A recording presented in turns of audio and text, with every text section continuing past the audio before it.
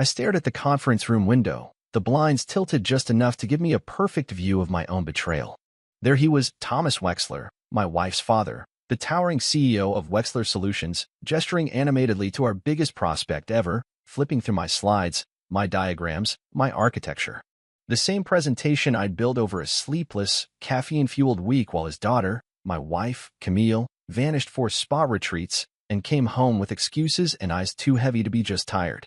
"You're not senior enough," he told me that morning, taking the USB from my hand like I was some intern fetching coffee instead of the guy who basically rebuilt his whole cloud architecture strategy from scratch. And now here I was, watching from my desk while he took credit in real time. Until it happened. The question. The one I knew the client would ask. "Can you explain how the cross-regional failover works without impacting the load balancer queue?" Silence. Thomas blinked. My wife, who sat beside him, shot a glance to the CTO, who looked just as lost. Because I'd intentionally left that piece out. I'd warned them, told them during the drafts that it needed my voice to explain. But they thought they could ride on my work and leave me out of the room. Now? Now all eyes turned toward me literally. I could see through the glass. The client's eyes shifted toward my desk in the open office. Then Thomas turned, pale. Then Camille. She mouthed something. "Fix this. Fix this? Fix this?" I should have laughed. I should have gotten up, walked out, and let it all burn. But something in me, maybe pride, maybe stupid loyalty, stood up and walked in. The rest of the meeting was a blur. I crushed the question. Delivered the answer clean, concise, and perfect. The client nodded. Camille smiled like she had coached me backstage. And Thomas? That bastard barely mumbled a thank you when they left. I didn't go back to my desk. I walked straight to the break room, locked the door, and just stood there, breathing. That's when the second betrayal hit. I opened Camille's iPad. She'd synced it with our iCloud, but never updated the password when she started using Face ID. I didn't even mean to snoop. I just wanted to watch something. But the Messages app was open, and the last chat wasn't mine. "Let's do something wild after this fake presentation thing," it said. From a contact named High Voltage Nate. Don't text back high voltage. My blood iced. Camille replied. "Still thinking about last night. You're way more exciting than my junior coder husband. See you after daddy's done playing CEO. Junior coder." She actually said that. That's what I was now? A joke? I scrolled higher. There were pictures. Not of them together, but suggestive enough. Clothes on the floor. Her legs curled on hotel sheets. Champagne bottles. Emoji after emoji, some censored in the system, but the intent so clear it made me feel sick. And the worst part? The last message. "Can't wait to see your face when he finds out. Face with tears of joy." That was my wife. The woman I built a life with. And she was planning a joke. On me. I looked in the mirror above the sink, and for the first time, I didn't recognize the man looking back. But I knew one thing, this wouldn't be a joke for long. I walked out of that break room like something inside me had cracked open and wasn't going to close again. The office noise blurred into nothing, phones ringing, keyboards clacking, people whispering about how I'd saved the pitch. None of it mattered anymore. I didn't go back to my desk. I went straight home. Early. Which was rare enough to be suspicious on its own. Camille wasn't expecting me, and I wasn't trying to be subtle. I slammed the front door harder than I meant to, let my keys clatter against the counter like gunshots. Silence. Then a voice from upstairs. "Babe, you're home already." She sounded so casual. Like everything was normal. Like she hadn't just demolished my dignity in a text thread with some sleazeball named Nate. I didn't answer. She came down the stairs wearing one of those expensive silk robes she always reserved for after her me days. Her hair was wrapped in a towel.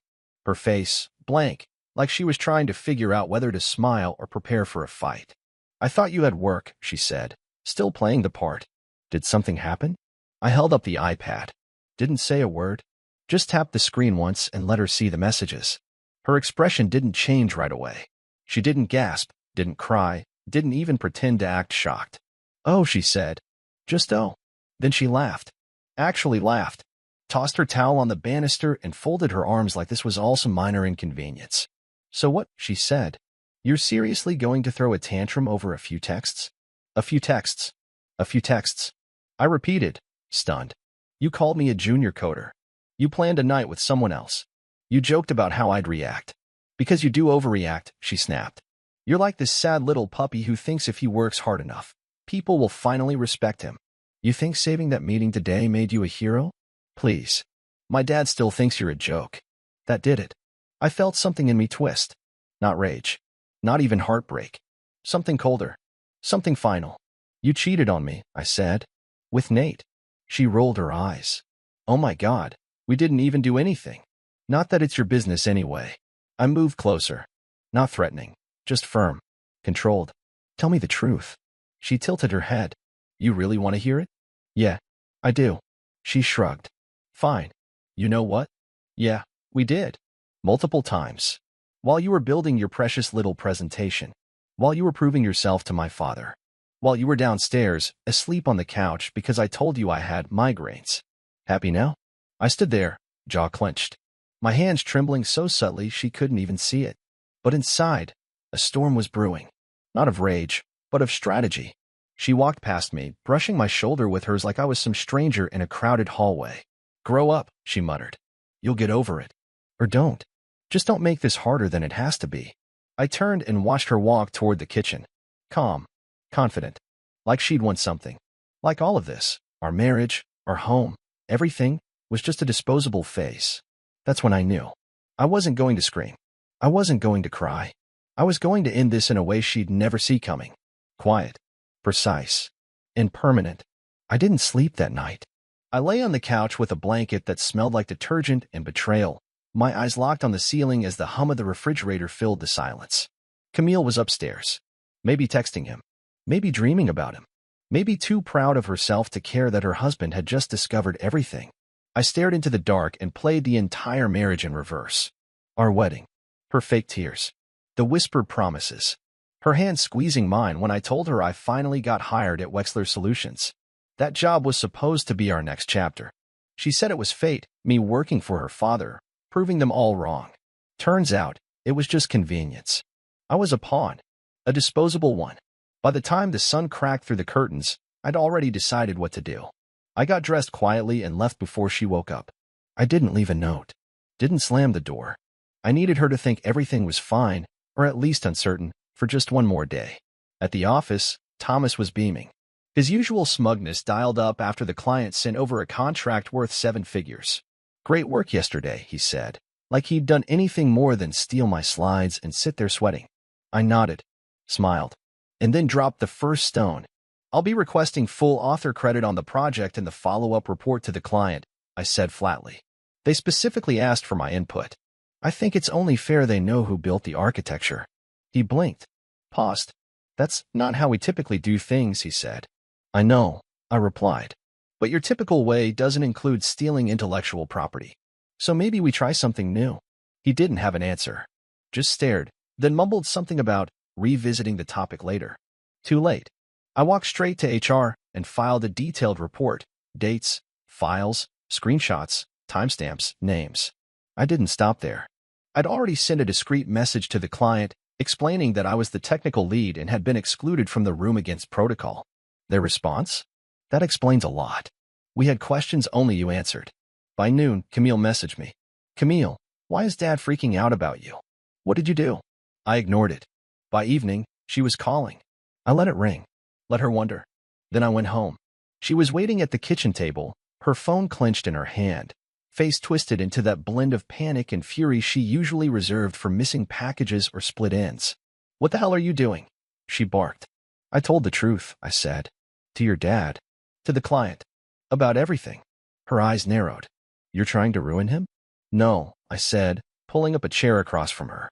I'm just not letting him ruin me. She laughed again. That awful, mocking laugh that scraped my nerves raw. You think anyone cares? You think the company's going to take your side over Thomas Wexler's? God, you really are naive. I leaned in slightly. Funny thing about truth. It tends to outlive people like him. There was a flicker of doubt behind her eyes then. A twitch of her jaw. She didn't know how much I'd already done. She didn't know about the backup emails I'd sent to legal, the NDA violations, the private Slack chats I had archived. She underestimated me. Again, she stood up, pacing, her robe sliding slightly off her shoulder. No longer seductive, just pathetic. This doesn't change anything, she snapped. You're still nobody. Maybe, I said quietly, but I'm not your fool anymore. She turned to face me. Fine. You want a divorce? Go ahead. But you're not getting a cent. My dad will make sure of that. I smiled. I don't want your money, I said. I want peace. Something you don't even recognize anymore. And then I walked away. Upstairs. To the guest room. Closed the door. And for the first time in months, I slept. The next morning was different. There was no silent tension, no fake kiss on the cheek, no pretending. Camille was already gone by the time I got up. I found a note on the kitchen counter, folded in half and written in her favorite gel pen like she was still in high school. No greeting. Just, "You're making a huge mistake. Don't burn bridges you'll need to crawl back over later." I read it twice. Smiled. Tore it into 4 clean strips and dropped it into the sink. I didn't go to the office that day. I went to a lawyer. A good one. She came recommended by a friend who had survived a brutal split and left with both his house and his spine intact. Her name was Rachel Keene, and the second I told her who my father-in-law was, she smirked. "I've been waiting for a client like you." Within hours, we were building a timeline. Camille's infidelity. My role at the company. The hostile work environment. The intellectual theft. Every screenshot, email, Slack message, I gave it all to her. And then I went back home. Camille was waiting for me again. This time standing in the doorway like a bouncer at some exclusive club. One I no longer wanted access to. "You skipped work," she said, arms crossed. "That's not a great look after yesterday." "I wasn't fired," I replied calmly. "And I had better things to do." She raised an eyebrow. "Like what?" "Try to HR some more." "Actually," I said, brushing past her, "I met with a lawyer." Her face changed like a curtain being yanked open mid-scene. Panic, confusion, anger, all flashing in 1 second. "You're kidding," she said. "You're seriously lawyering up?" I dropped my keys in the bowl and turned around slowly. "You slept with another man while married to me. You laughed about it. You called me a joke. You helped your dad erase me from the biggest moment of my career. And you're shocked I went to a lawyer." Her mouth opened. Nothing came out. She tried again. "This is overreacting, Adam." "No," I said. "This is finally reacting." She didn't follow me up the stairs this time. Didn't slam any doors or scream. She was running out of ground. And I think she finally felt it. By the end of that week, HR had launched an internal review.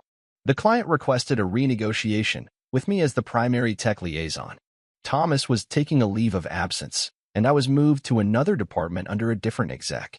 Quietly, but respectfully. Camille didn't come home 2 nights in a row. I didn't ask where she was. I didn't care. The last time we spoke as husband and wife, she didn't even try to apologize. She just said, "You're really going to ruin everything over one mistake?"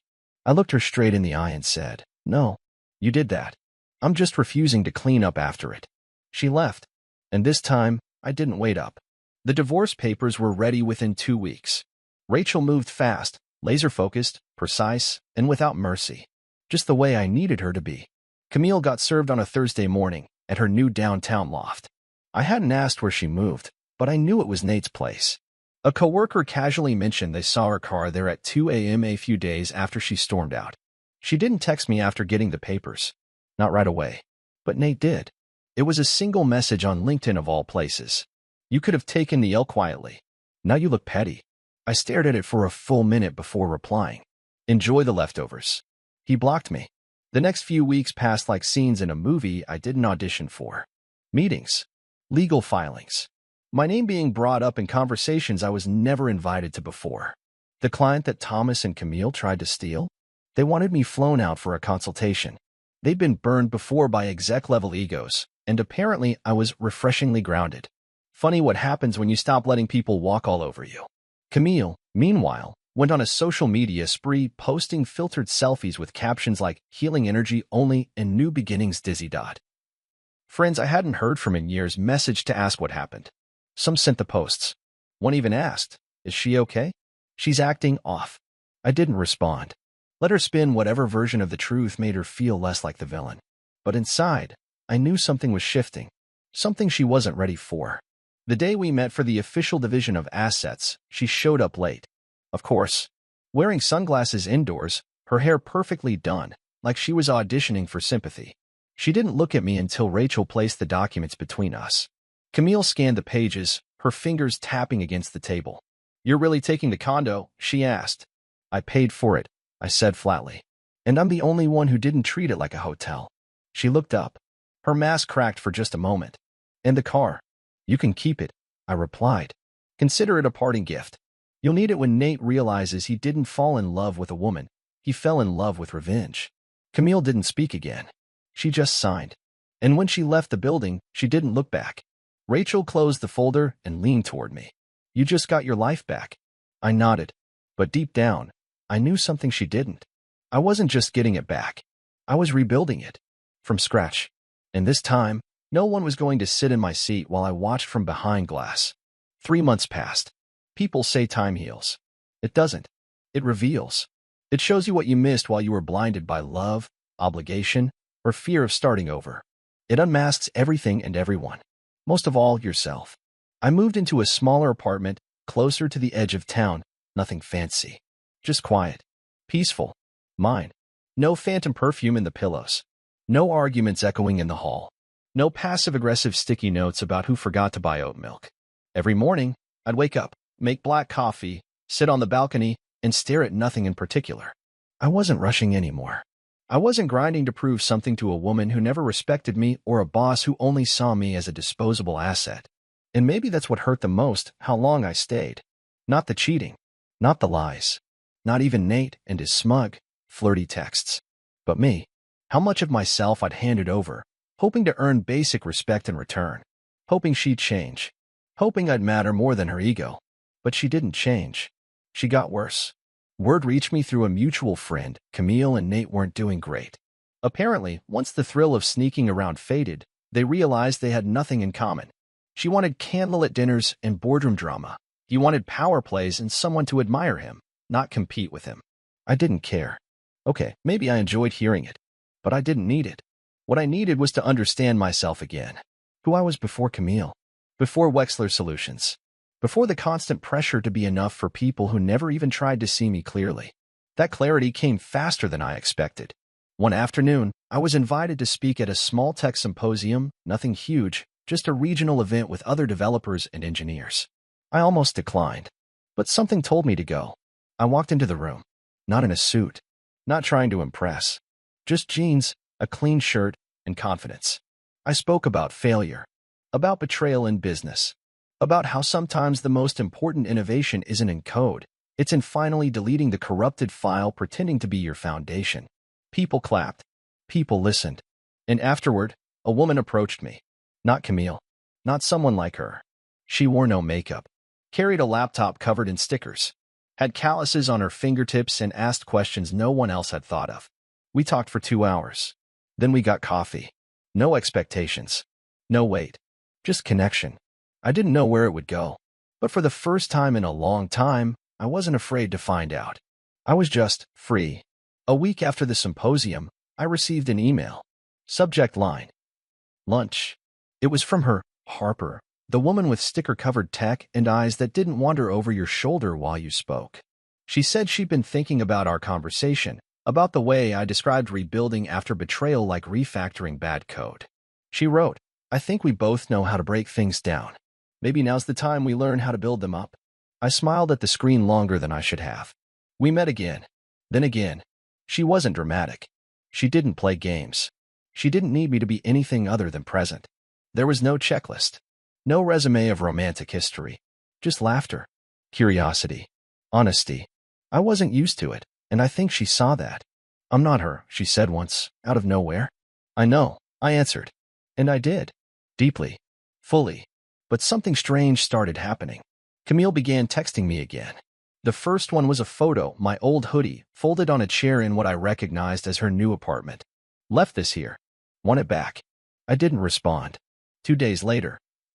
Saw your little LinkedIn update. Glad you finally got some recognition. I ignored that too. Then she called. It rang 5 times. I let it go to voicemail.